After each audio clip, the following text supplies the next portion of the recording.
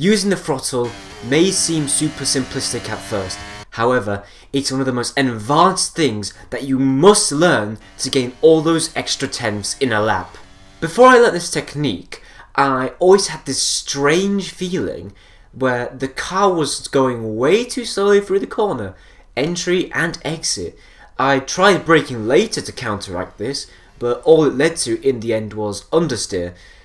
Braking normally and coasting through it solved the problem for a bit, however there was always those extra tenths that I knew could have been gained. In addition to this, on long corners it was much tougher to hang the car around the outside to overtake anybody. You have the same problem I have. Not only are you going slower than you should be, but it also results in you trying to go quicker through the corner and instead understeering, crashing, or losing so many tenths. And so we come to the question, how do we use the throttle effectively to go faster? There are 3 types of corners where you can change the way you use throttle to make yourself quicker. The first type of corner is a hairpin. Now, usually when you go through a hairpin, you only accelerate when you're already pointing at the exit. However, there is a quicker way. When you go into a corner and you're either in the midway or somewhere around that section, you start to slightly feather the throttle or accelerate very slightly.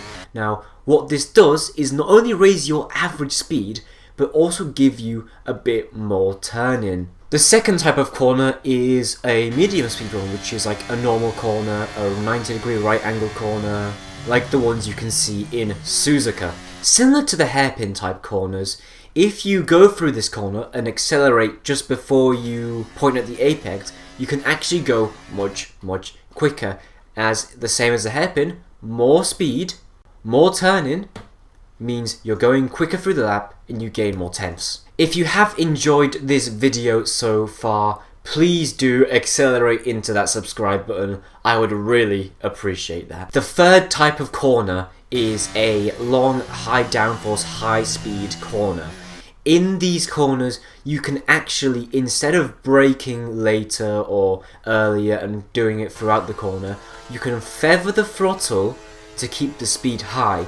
And if you keep the speed high, you generate more downforce than lower speed. And this high downforce will allow you to keep it on the road and go multiple tenths quicker in the high speed corners. And not only do you go quicker on the high speed corners, you will also be able to overtake around the outside because you have more downforce and that equals more grip. As with every technique, there are some risks with this. However, if you're experienced, this shouldn't really bother you. If you have never used this throttle technique before, you will definitely spin your tyres a lot more than you would usually, as you're not going to have as much grip when you're going through a corner as you're turning in and also accelerating, so you're bound to generate some wheel spin on your first tries. You also generate more tyre wear on the rears as you are accelerating using the grip of the rear tyres, and that results in the tyres being used more and you losing tyre wear.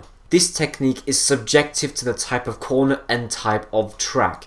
If you haven't done this technique before, you will have a higher risk of misjudging a corner and understeering through it or oversteering through it. But once you're experienced enough, these issues are non-issues as you never really run into them. This technique also helps with some things you may not have thought of, like the brakes. Because you are losing the brakes less by using a throttle pedal instead, you actually lose more temperature in the brakes, and this allows the brakes to actually work harder than if you were to keep using it, as the higher temperature means that the brakes don't stop you as fast as a lower temperature brake. If you want to see how driving smoothly not only made me faster, but made me crash less, click the video up here. And if you want to see a video about trail braking, click the one down here.